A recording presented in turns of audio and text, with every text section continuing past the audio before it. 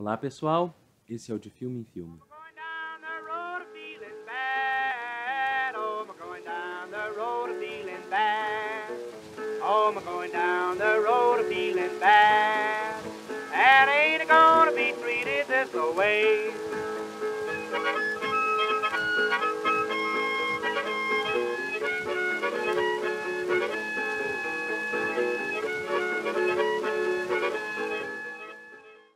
Então, falar sobre Rio Bravo, Onde Começa o Inferno, do Howard Hawks.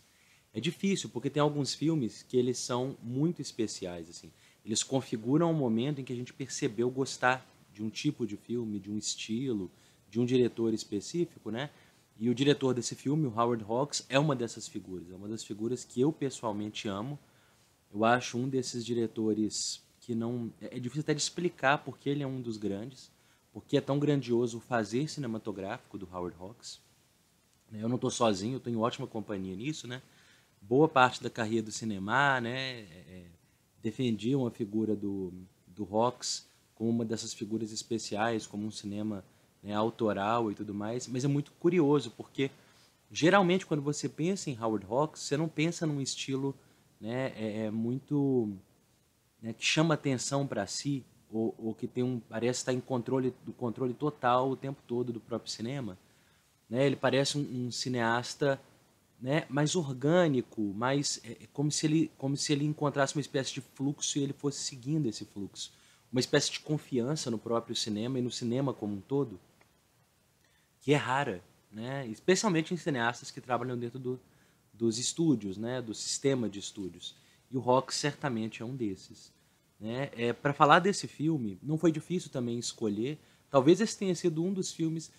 Foi difícil, na verdade, porque tinha muitos grandes faroestes desse período, e o Rio Bravo, embora seja um desses filmes gigantescos do período, ele não é necessariamente o emblema do período, né? Eu escolhi ele muito por uma questão de gosto pessoal. Poderia ter escolhido Os Brutos Também Amam, poderia ter escolhido diversos outros grandes faroestes.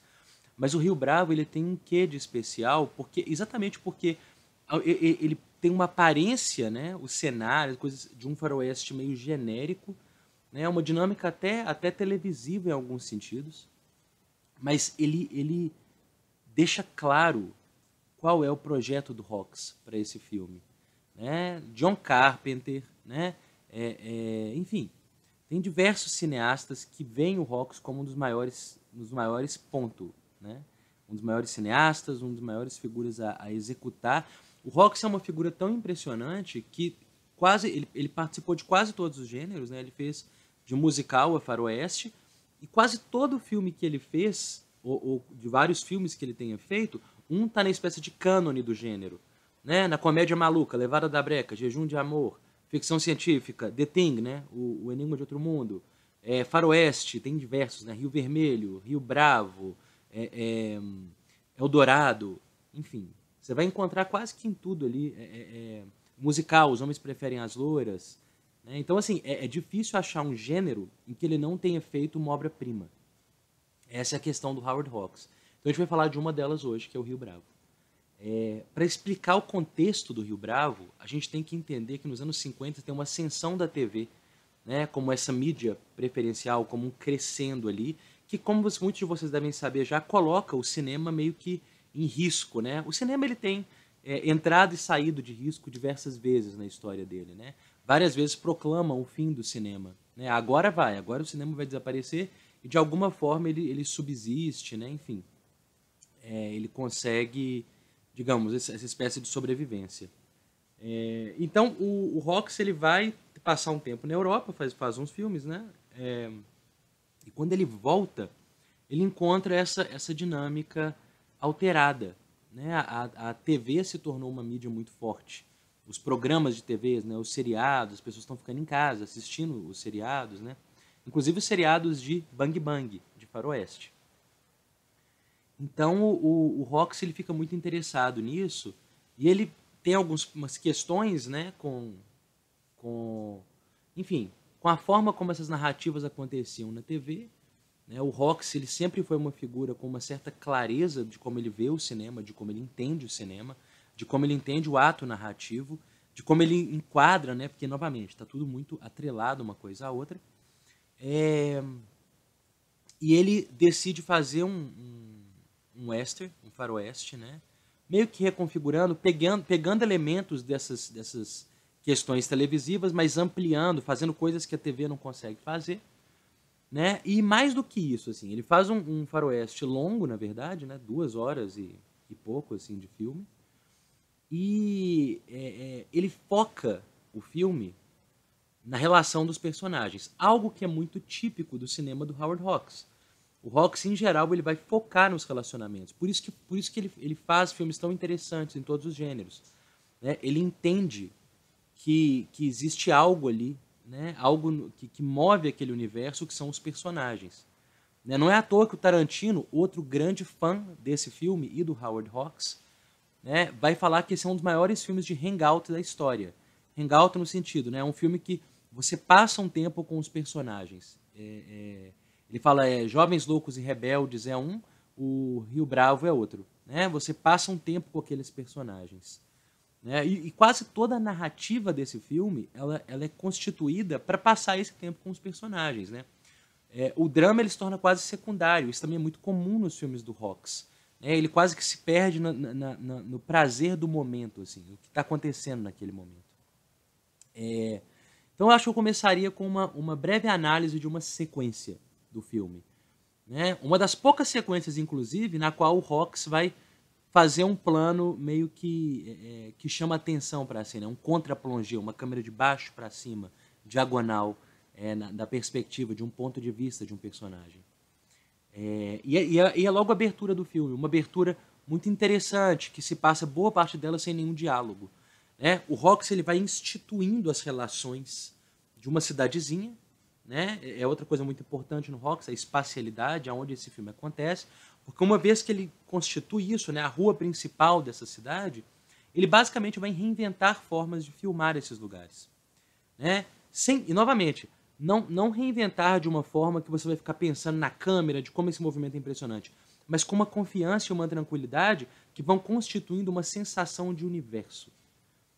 Acho que uma das cenas principais desse filme, que explicam ele, é a abertura do filme.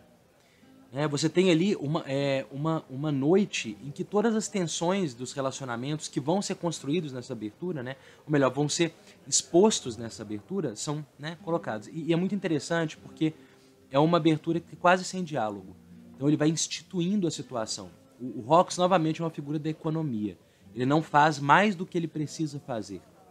Né? E quando ele faz mais, ele faz mesmo. É só ver um filme tipo Hatari. Então, um dos personagens entra num bar, né? O personagem do Jim Martin. Muito interessante, inclusive, né? Esse crooner cômico que depois vira um ator lidando com temas um pouco mais sérios, como é o caso do Rio Bravo. Ele entra nesse bar, ele encontra uma figura que oferece para ele uma bebida, você vê que ele está angustiado com isso, o que indica para ele já alguma relação com a bebida complicada, você vai descobrir que ele é um alcoólatra. A figura que oferece a bebida para ele joga a moeda na escarradeira do bar, né, forçando ele, humilhando esse personagem, que vai abaixar para pegar.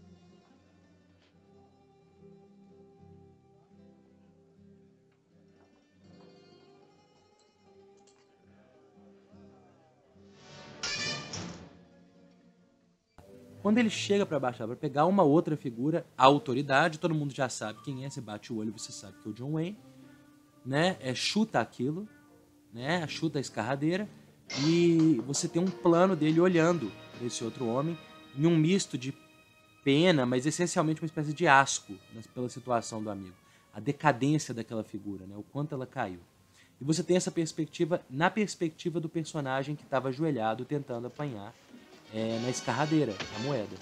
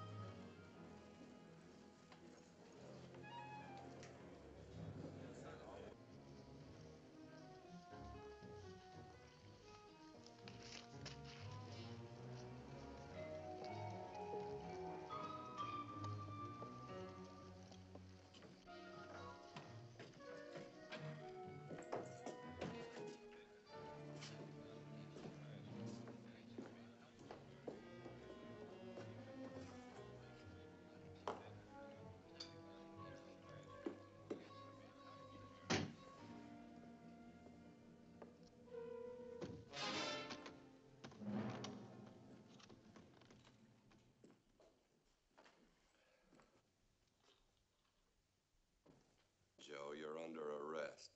Maybe so, but don't turn around, Sheriff. Now what are you going to do, Sheriff?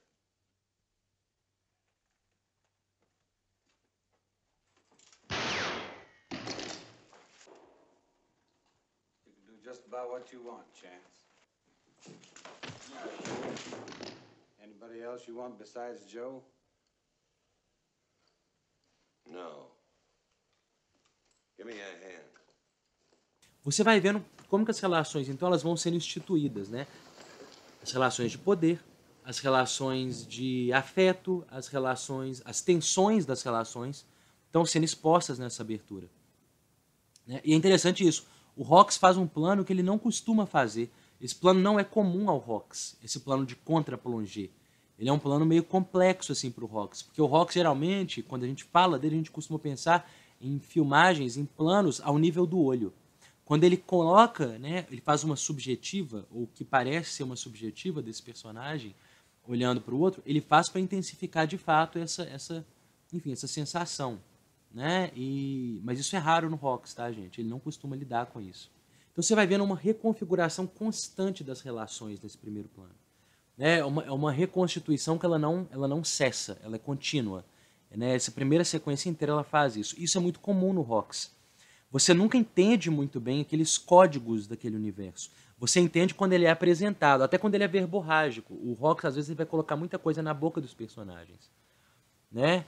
Mas uma coisa que é muito interessante é isso, né? O cinema do Hawks, ele é um cinema que ele está interessado em códigos, em gestos, em movimentos, em como esses universos se estruturam por dentro. E ele faz poucos comentários sobre isso. Quando eu falo de comentário, eu falo da câmera. Geralmente ele olha para aquele universo do nível do igual, né? Ou seja, no nível do olho. É muito interessante, são profissionais ligados pelo trabalho. Em geral é isso. É o que vai acontecer no Rio Bravo inteiro.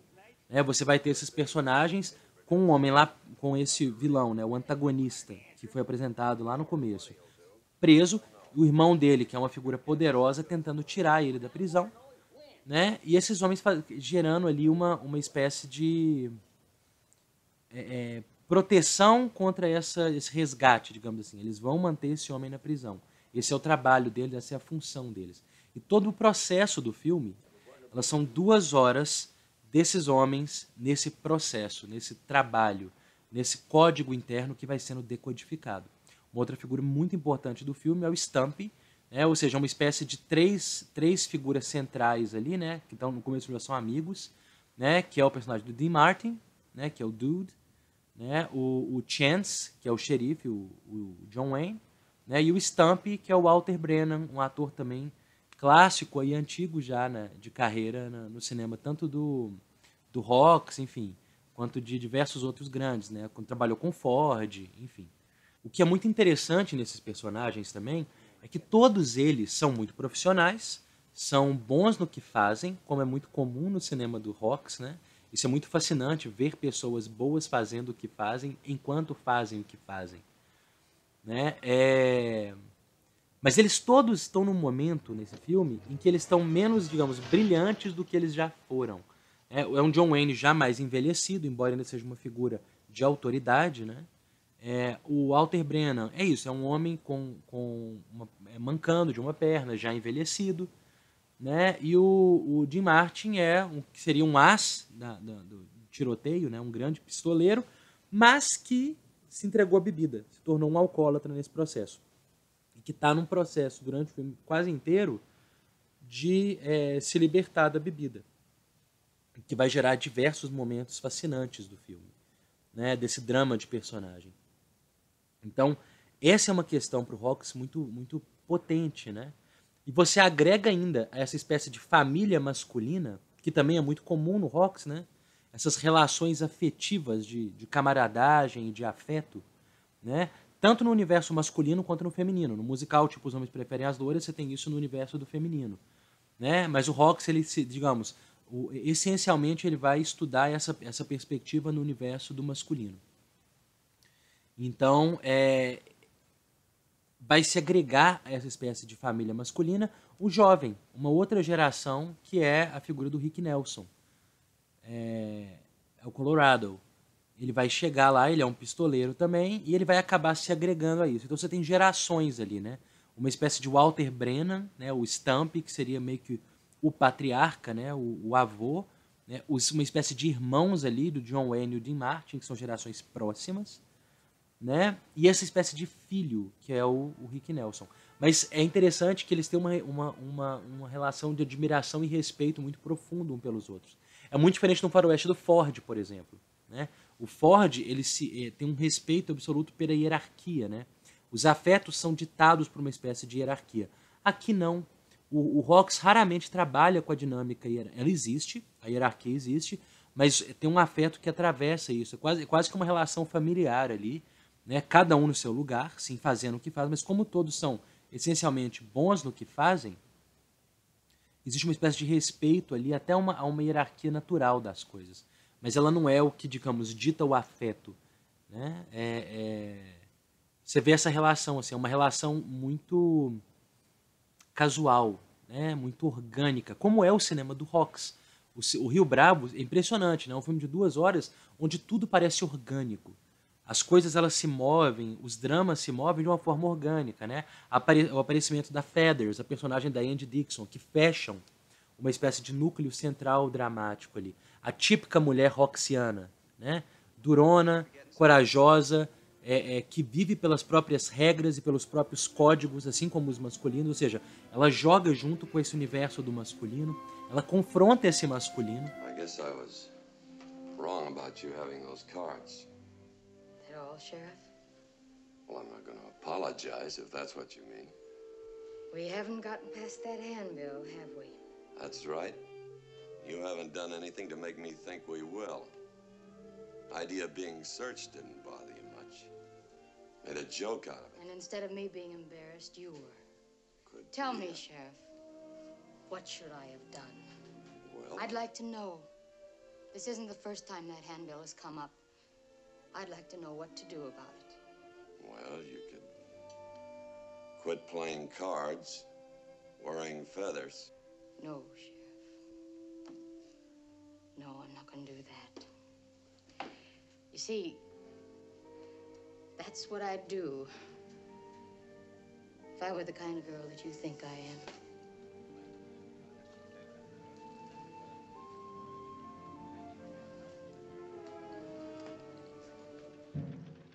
Como eu falei do Hawks, né? Você tem ali um trabalho. Essencialmente o que interessa ao Hawks é a figura humana. Os códigos, os gestos, né? A forma como as coisas se movem, as formas como tudo transitam, né? Os primeiros planos, né? Em geral, aquele rosto, a figura humana ali. Né? Mas também um trabalho brilhante de segundos planos, né? O que está acontecendo no fundo, o que está acontecendo em primeiro plano. Né? A agilidade das cenas e como essas cenas se movem de uma forma que parece muito orgânica, muito lógica, muito coerente.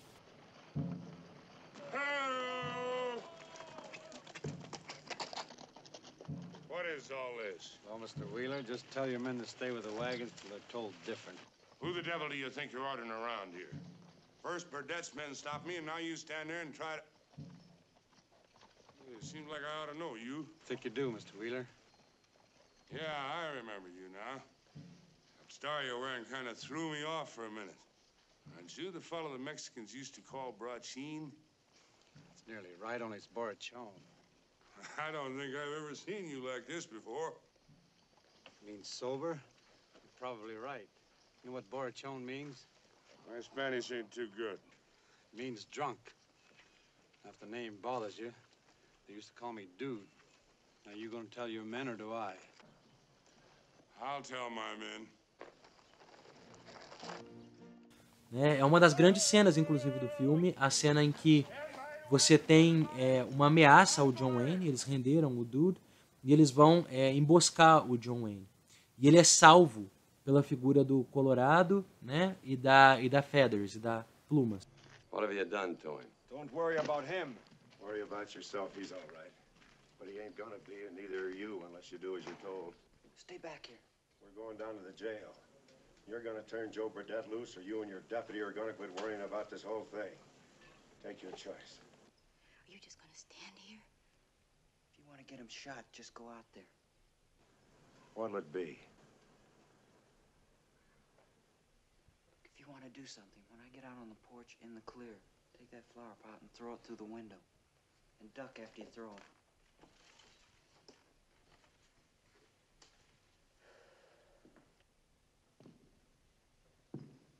Just keep coming, mister. Who, me? Yes, you.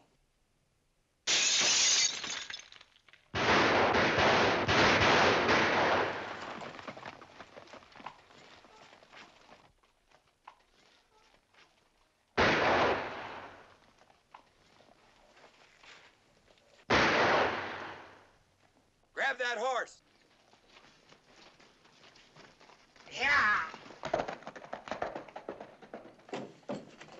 Colorado, where's he going? He's gonna see if Dude's all right. E é uma cena muito interessante, porque o Rox, primeiro que ele tem uma espécie de código, assim como os personagens dele, né? O cinema dele parece com os personagens dele, né? Ele é direto, é um filme que ele não fica enrolando, tentando buscar significados escondidos nas coisas, é um filme direto. Ele te fala o que veio e ele cumpre o que fala para vir, o que veio, né? Então, é um cinema muito direto do Rox. Então, tem essa sequência, quando eles vão resgatar ele, o Rick Nelson sai e ele joga a arma pro John Wayne, e enquanto ela tá no ar, ele já dispara. O Rox não usava trucagem para essas coisas. O Rox gostava do acontecimento de fato. Então, ele fazia a coisa até acontecer. Falam que era muito comum ele atrasar nas filmagens, por isso, inclusive. Né? Uma espécie de perfeccionismo roxiano. Né? E quando você assiste, parece tudo orgânico. Ninguém questiona nada, não parece uma cena difícil. Ela parece alguém respirando. O filme do Rox é isso, parece alguém respirando. Né? É tranquilo, é orgânico, enfim. Né? E é isso, novamente. É um filme no qual o drama motivador, a prisão do antagonista e a possibilidade de resgate desse antagonista, né? Ela parece quase que só um motivador para colocar esses personagens juntos. Né? Mostrar os diálogos, as conversas, as relações. Né? O Rox ele tem uma capacidade de fazer esse tipo de filme para qualquer gênero. E não é à toa que o Rio Bravo é um desses grandes filmes. Né? Em muitos sentidos, ele é um filme narrativamente até clássico. Se você pensar no enredo, em termos de plot, ele é um filme que parece um filme clássico de faroeste. No entanto, quando você começa a observar o tempo e os temas, né, que estão além desse, digamos, desse plot central, você começa a ver um outro movimento desse faroeste. Ele não se move em direção à resolução de conflitos, embora ele faça isso. O Rox não joga sem cumprir o que ele joga. Né? A questão, me parece, que ele começa a dar tempo para as coisas. É um filme sem pressa. Então tem cenas de musicais na prisão, que era muito comum no Rox também, ele faz isso, né, desde sempre que eu me lembro. Teve um outro faroeste anterior que tem isso também, né? Esses momentos de comunhão e cantoria no universo masculino. Então, assim, é um drama, digamos, é um movimento, é um plot, enfim, eu chamaria quase de um MacGuffin, né? É uma coisa que ela não tem uma centralidade narrativa. A centralidade da narrativa são as relações dos personagens e como eles se olham e como eles se deslocam, como eles andam. É muito legal ver isso também. E o Rox, então, é uma espécie de estudioso das relações e dos códigos que regem essas relações. E ele filma dessa forma. Ele vai tentar, né, avaliar, analisar esses códigos dentro de geografias muito simples. Né? Essa questão dele do câmera no nível do olho, essas questões, elas vão ser apresentadas também nesse lugar. Geralmente você tem uma espécie de clareza geográfica do Rox. Então, como ele apresenta a cidade. Né? Você pega uma cena igual a que o John Wayne e o Dean Martin estão fazendo a ronda na cidade à noite. E é uma cena impressionante. Ela parece absolutamente simples.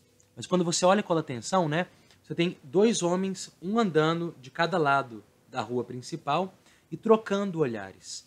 E essa troca de olhares, ela é esse código de respeito dessas duas figuras.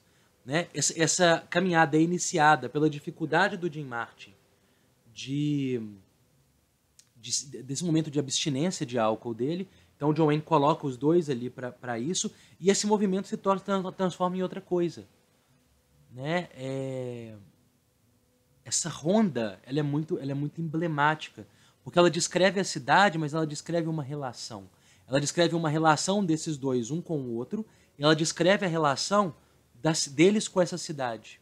Novamente, uma descrição geográfica absoluta do espaço, né? E a autoridade do John Wayne de um lado, né? E uma certa insegurança do personagem do Dean Martin até outro. Essa insegurança ela vai permanecer no filme até o momento em que ele prova para si mesmo, para o espectador e para a cidade, digamos, a capacidade dele, como ele ainda sustenta, né, a capacidade de se defender e defender os outros.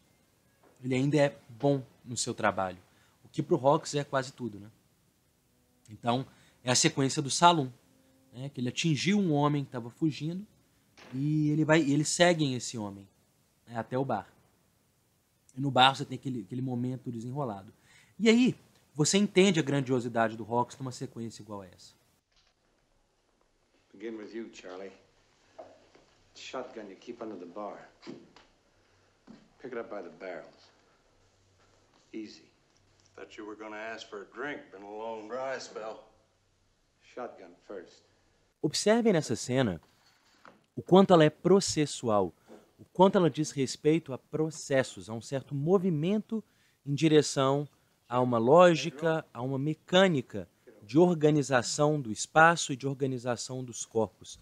Como essa ideia de uma espécie de qualidade técnica, ela tem a ver com essa capacidade de organização espacial e como ela tem a ver com uma espécie de controle. Olhe como os acenos são dados, como a cena é toda constituída por olhares e reações a uma certa ação e a uma certa capacidade desse personagem de observação e de percepção do seu arredor.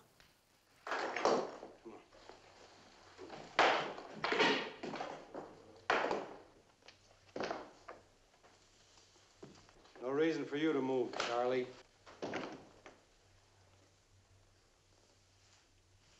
What's this all about? We're looking for a man that ran in here. Nobody's run in here. We'll remember you said that. Man we're looking for has muddy boots. Now, one by one, hold up your feet.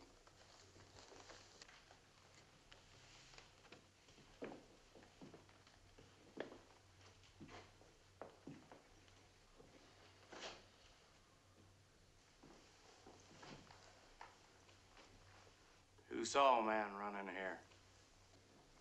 I did. Almost forgot about you, Charlie. Come on out. Clean as a whistle. Dude, you've been seeing things again. You better have a drink. Dude. Maybe this'll help.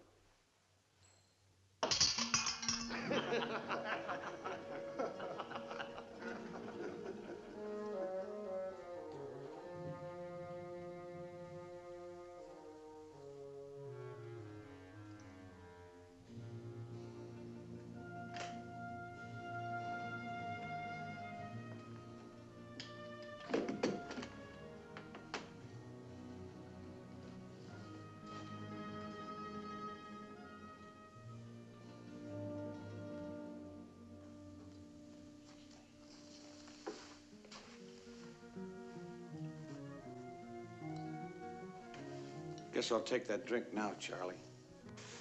I thought you would.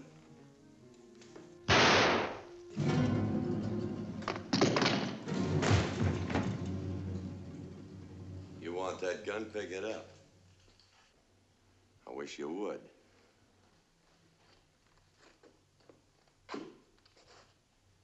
Stepped in a puddle, all right. It's the fellow we wanted. I guess this is his. Nice, fresh $50 gold piece. It's just about what Burdett would figure a man's life is worth. That's earning money the hard way. Paid killer. Nice, fresh $50 gold piece.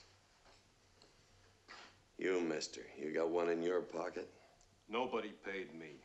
Nobody. And nobody run in here either, huh? Chance?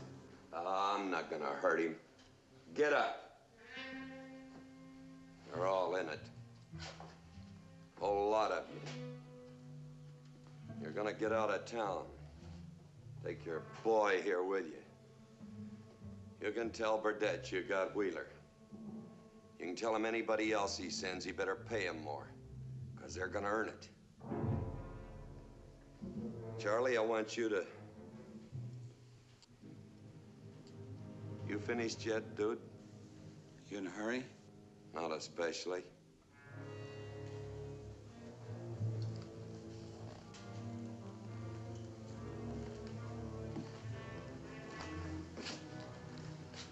You threw the silver dollar, didn't you? Oh, yeah, dude. You want it back? Sure. You know how to get it?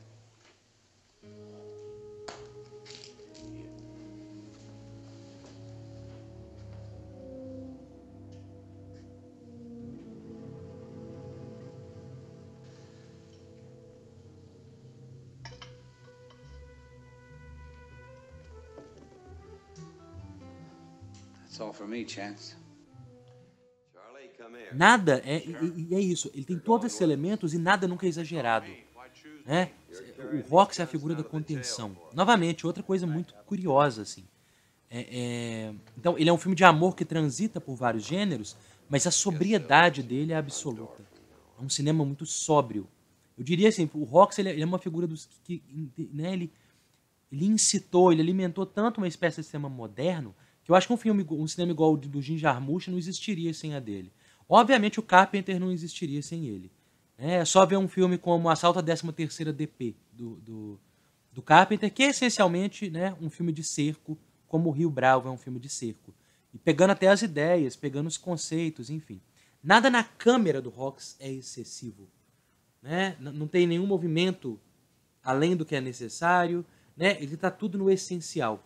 E o Carpenter fala isso, né? Eu sempre acho que o Rox coloca a câmera no lugar perfeito. É por isso. É uma câmera que ela não está preocupada em se mostrar como, nossa, olha que brilhante isso, né?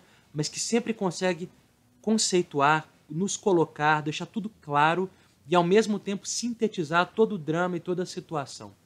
Então é um cineasta da sobriedade, mas que ao mesmo tempo ele é muito conclusivo nessa sobriedade. Ele consegue sintetizar muitas questões nessa sobriedade. Não é à toa que é uma figura, né, da engenharia. O cinema como uma espécie de máquina. Nada é excessivo, nada sobra. Tudo funciona em equilíbrio, né, em perfeito equilíbrio. Que é a figura do Rox. Né? Esse equilíbrio, essa sobriedade, enfim. E você vê isso até no uso, assim, essa sobriedade e esse equilíbrio de maquinária, você vê até no uso da sobreposição de diálogos, né, uma organicidade que ele está buscando. Olha como você pode pensar o cinema dele quase como uma maquinária mesmo, né? A perfeição narrativa, a perfeição, digamos, de um tipo de cinema, em termos de câmera, posicionamento, né? É quase que uma forma perfeita. Não é à toa que ele vai quase refilmar o Rio Bravo mais 2 vezes, né? Ele faz o Rio Bravo, ele faz o Eldorado e ele faz o Rio Lobo, que são essencialmente o mesmo filme, né? Com novas questões, mas as ideias, algumas cenas-chave estão ali, nesses 3 filmes. Outra questão que eu acho que tem que ser dita, né, porque ela é meio mítica e todo mundo discute ela, embora, sinceramente, eu nem acho que a coisa mais interessante do filme é uma questão temática. Né? Esse é um filme que ele nasce, teoricamente, como uma resposta do Howard Hawks a um filme que ele viu, e ele se opôs muito às ideias daquele filme. O filme, no caso, é Matar ou Morrer, do Fred Zinnemann. É um filme em qual o xerife, ele está no último dia de xerife dele, está abandonando, ele vai mudar com a esposa quaker dele. É um outro grande filme de faroeste, devo dizer, né? Mas ele fica sabendo que os criminosos que ele pôs na cadeia e que transformavam a cidade num inferno estão voltando. E estão ameaçando ele e vão chegar em tanto tempo. Inclusive o filme é isso, ele emula o tempo real, né, da ação. Então, esse xerife sai pela cidade procurando alguém para ajudar ele a combater esses inimigos. E a cidade inteira se nega a ajudar ele. Né? E é o filme inteiro, quase, ele buscando apoio para enfrentar esse mal que está chegando. E para o Rox isso era um absurdo. Porque, né, é um cinema de profissionais. Como que um xerife profissional vai chamar um tanto de amador para ajudar ele? Né? Isso é irresponsável e isso é um mal profissional. O que para o Rox é o fim do mundo. Né? Você vai ver, inclusive, no Rio Bravo, tem uma resposta constante a isso. Né? Vários civis querem ajudar o xerife e ele fala, você não é profissional, eu vou perder meu tempo, eu vou ter que te salvar da batalha, né? Ou seja, ele está constantemente confiando naqueles que ele sabe que são bons no que fazem, profissionais numa certa área. São homens que sabem lidar com situações limite, né? Os personagens do Rock estão constantemente na situação limite. E é muito interessante que eles estão no Rio Bravo, desculpa. Eles estão postos numa situação limite, mas tudo que acontece, eles têm tempo para rir, para comer, para beber juntos, para tocar música, né? É assim, essa situação limite, ela não barra essas figuras, né, da existência e do prazer da existência. Isso é muito interessante de ver. Stumpy, the dude have a bad night? É curioso o quanto Rio Bravo é um filme afetivo, um afeto desenhado, né, e circunscrito naquilo que geralmente se imagina como universo masculino. Então existe uma aridez, uma rispidez, mas também existe um afeto por trás disso, um cuidado, um olhar para o outro constante. Isso é muito visto nas relações entre quase como pais e filhos, né, autoridades e subordinados, mas tudo atravessado, costurado como afeto. Well, maybe you're right. You know him better than I do. I guess some folks are built that way. But that wouldn't work with me, not for 1 minute. You could at least have a kind word for me now and then, considering what I have to do around here. The sweeping and the cooking and a nursemaid and that killing back there. Not even a thank you do I get. Maybe you're right, Stumpy. Huh? You're a treasure. Well, I don't know what I'd do without you. yeah, well, you go back to being yourself. Leastwise, I'm used to that. Ou seja, você vai ter um conflito final com o antagonista, né? Mas que ele é leve, ele é trabalhado de uma forma leve, né? Ele não é igual Matar ou Morrer, que é a tensão o tempo todo, né? Onde o cara só está preocupado com se salvar, conseguindo... Não, aqui essas figuras estão vivendo os dramas pessoais paralelos, inclusive, a esse drama, como qualquer pessoa que tem um trabalho na vida e tem que existir em paralelo. Por isso que os filmes do Rock são tão ricos, né? Eles lidam com essas diversas dimensões dos personagens.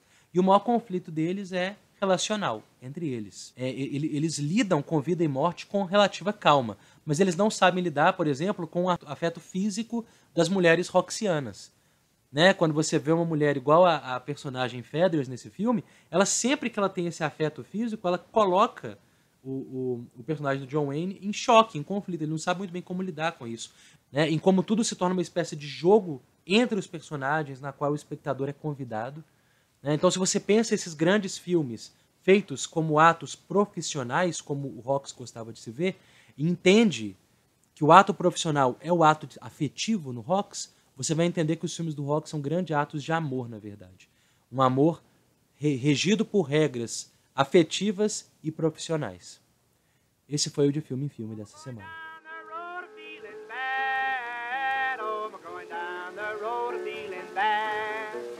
Oh, I'm going down the road of feeling bad, and ain't gonna be treated this way.